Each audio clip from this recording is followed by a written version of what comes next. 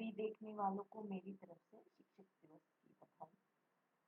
शिक्षक होने के नाते चलिए सच्ची और अच्छी बात करते हैं। आज दुनिया वैश्वीकरण की बात करती है। तरह तरह की तरक्कियां हो रही हैं।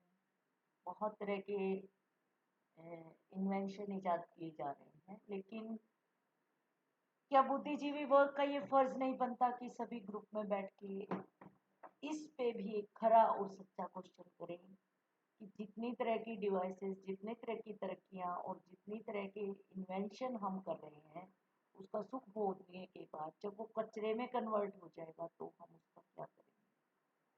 प्राकृतिक दोहन का इतना भयावह रूप जो हमारे सामने आने आने वाला है, आने वाली पीढ़ी के आगे उसका सोल्यूशन किसने रखा। एक अग्रणीय प्रेफरेंस जो है वो एक आगे प्रायोरिटी के तौर पे इस टॉपिक को रखा नहीं गया है। इन्वेंशन की बातें हो रही हैं, लेकिन इन्वेंशन को जब वो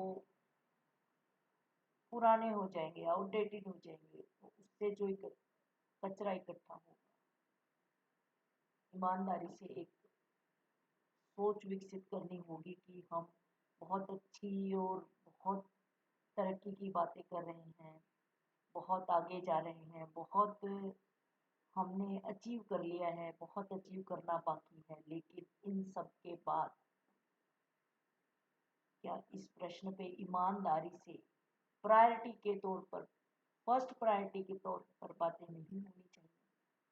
पर्यावरण इस हद तक खराब हो गया है, आने वाली पीढ़ी की तो सोचो बाद में, पहले हमारी अपनी सोचो कि बाढ़ आ रही है, इंसान तबाह हो रहे हैं, रेस्क्यू फेल हो रहे हैं, इतनी कोशिश करने के बावजूद भी हम जो नेचुरल डिजास्टर है उस पर हम काबू नहीं पा रहे हैं। तो बहुत सारी इन्वेंशंस जो हैं वो हम टाल के उसकी जगह हम नेसेसिटी इन्वेंशन की ओर पहले ध्यान दें। बड़े बड़े शहरों की तरफ ईमानदारी से अगर हम देखते हैं तो क्या विकास हो रहा है, उसको देखकर जो विकास नहीं हो रहा या जो उनके साइड इफेक्ट्स हो रहे हैं, चाहे वो बाढ़ हो या किसी भी तरह की बेरोजगारी हम लगा सकते हैं। बाढ़ के बाद वो मैनेजमेंट फ्लॉप होता दिखाई देता है, या बहुत तरह की समस्याएं जो शहरों में हम फेस कर रहे हैं बार बार, फिर भी हम उन चीजों को प्रायोरिटी पे क्यों नहीं लेकर आते। क्यों हमारे लिए इम्पोर्टेंट है Johnny Johnny yes papa eating sugar no papa. इसका मतलब ये नहीं है कि हमें विकास नहीं चाहिए, लेकिन उसका बैलेंस जो है वो जरूरी है। ये पोयम का फ्रेज जो मैंने यूज किया है वो ऐसे ही नहीं किया है। मतलब कि जब कोई इन्वेंशन हमें बुलाता है तो हमें यस ही क्यों कहना है। हर जगह हमें यस कहने से पहले क्या उसके साइड इफेक्ट की बात करके उस चीज को टालना या उस चीज को बैलेंस में लेके आना, क्या ये जरूरी नहीं है। क्या जो टॉप 100 कंपनीज हैं जो अ, इन सब चीजों के लिए, प्रदूषण है, बारिश होने के बाद जो फ्लॉप मैनेजमेंट है, क्या टॉप कंपनियों की बात मैं इसलिए कर रही हूँ कि वो कैपेबल हैं करने के लिए, एक आम आदमी के बस का नहीं है।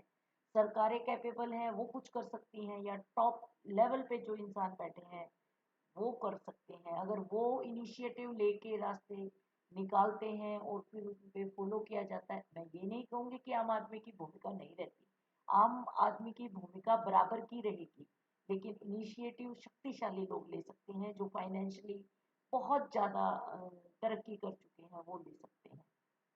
अगर वो इनिशिएटिव लेते हैं तो आम आदमी उस चीज़ को फॉलो करे।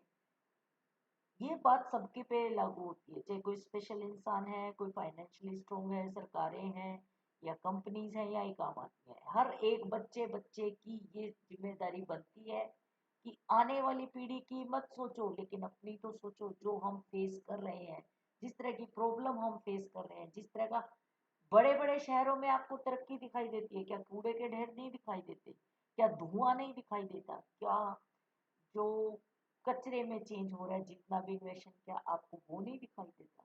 हर एक से मेरा एक सवाल है, अपने आप से भी एक सवाल है कि हम ईमानदारी से प्रायोरिटी में जब लेके आएंगे तो वो दिन का इंतजार हम क्यों कर रहे हैं, क्यों हम इंसानों के मरने की, इंसानों को तबाह होने की, हमारी जनरेशन को प्रैक्टिकल लाइफ में ढालने की, क्यों हम सब प्रोसेस में जाने के बाद हमें जो नुकसान दिखाई देगा तब हम चेतेंगे? क्यों नहीं हम दूसरे सामने जो चीजें दिखाई दे रही हैं उसी को सीख लेके जो है हम क्यों नहीं ये कदम उठा रहे हैं? क्यों नहीं हम इतनी शिद्दत से कोशिश कर रहे हैं? क्यों नहीं हम सिर्फ फाइलों में या एक लिमिट में इन चीज़ों के लिए सोच रहे हैं? क्यों नहीं हमारे लिए ये चीज़ें तरक्की की हैं? क्या अच्छा और सच्चा जीवन किसी के लिए हानिकारक होगा? नहीं होगा। अगर हम सोचेंगे तो ये फायदा भी हमें ही मिलेगा। हम ही एक अच्छी जीवन जिएंगे, हम ही पर्यावरण को इंजॉय करेंगे। देश दुनिया की जो तरक्की होगी वो हमारे लिए ही अच्छी होगी, और आने वाली पीढ़ी के खिलते हुए फूल जो हमारे आगे लहलाएंगे, खिलेंगे, चहकते हुए इधर उधर घूमेंगे, काम करेंगे, तो हमारी ही अंतरात्मा से लेके, शरीर से लेके और हर तरह से सुकून हमें मिलेगा। चाहे वो फाइनेंशियली लगा लो, चाहे वो शारीरिक लगा लो, चाहे वो सामाजिक लगा लो या धार्मिक लगा लो। अब ऐसे ऐसे हालात में मंदिर ढह रहे हैं, जो धार्मिक सामग्रियां वो बह रही हैं। भगवान ने नहीं कहा भाई ऐसे सब कुछ करने के लिए, ऐसे भगवान एक भावना, एक अंतर मन की स्थिति को देखते हैं कि आप मंदिर में जाओ या ना जाओ, लेकिन आप भगवान के प्रति कितने डेडिकेटेड हो। उसने जो ये खूबसूरत दुनिया बनाई है और इंसान के रूप में आपने को जो जन्म दिया है, उसको आप कितना सीरियस लेते हो, उसकी आप कितनी वैल्यू समझते हो, इंसान की आप कितनी वैल्यू समझते हो, पानी की कितनी वैल्यू समझते हो, जमीन की कितनी वैल्यू समझते हो। और जो ये फ्लड वगैरह आ रही है, जो भी इतना नुकसान हो रहा है, उसमें ठीक है रेस्क्यू हो रहे हैं, खाना पहुंच रहा है, दवाई पहुंच रही है, कोशिश हम कर रहे हैं, लेकिन क्या इस तरह के मैनेजमेंट को सुलटने के लिए क्या भविष्य में कोई बड़ी योजनाएं प्रायोरिटी में नहीं होनी चाहिए? क्या अब हमें अपनी लाइफ की, दुनिया की, देश की और इंसान की प्रायोरिटी को तय नहीं कर लेना चाहिए? और क्या अब हमें इकट्ठे होकर, जब हम वैश्वीकरण की बात ही कर रहे हैं, तो क्या हमें विश्व को एक प्लेटफॉर्म पे नहीं ले आना चाहिए? क्या अब हमें थोड़ा सा ब्रॉड माइंड से नहीं सोचना चाहिए? घर से निकल के अ, अपने आप से निकल के क्या हमें बड़े स्तर पे कोई चीज ऐसी नहीं करनी चाहिए जो सबके लिए? जितने हमारी सोच सिमटती जाएगी, जितने हम सिमटते जाएंगे, जितने सीमित दायरे में हम सोचेंगे, उतना ही हमारी तरक्की का जो साइड इफेक्ट है वो बढ़ता जाएगा। और अगर हम देश दुनिया में तरक्की कर भी रहे हैं तो हम इस चीज को नहीं नकार सकते कि दुनिया में जितनी भी चीजें जब हम कचरे में तब्दील हो जाएंगी तो उसको मैनेज करना बहुत मुश्किल हो जाएगा। और शिक्षक दिवस पे सबसे ज़्यादा जो मेरी उम्मीद रहती है वो शिक्षकों पे रहती है, क्योंकि कहते हैं कि शिक्षक जो है वो नेशनल बिल्डर होता है। लेकिन आज के ग्लोबल ईरा में मैं ये कह सकती हूँ कि शिक्षक जो है वो दुनिया ग्लोबल नेशनल बिल्डर नहीं हो सकते, ग्लोबल बिल्डर भी हो सकते हैं। शिक्षकों की भूमिका जो है वो बहुत महत्वपूर्ण रहेगी। अब वो दिन टल गए हैं कि एक सभी का अपनी अपनी सोच है कि सिर्फ शिक्षक दिवस पे एक शो का जो फंक्शंस होते हैं उसकी बजाय एक आंदोलन की जरूरत है। शिक्षकों को बड़े प्लेटफॉर्म की जरूरत है। शिक्षकों को एक बेहतरीन तरीके से जो मुद्दे हैं वो 100% कोशिश करके प्रायोरिटी में लाने की जरूरत है। जब गुरु शिष्यों को रास्ता दिखाता है तो फोर्स की दुनिया उस तरफ चलेगी।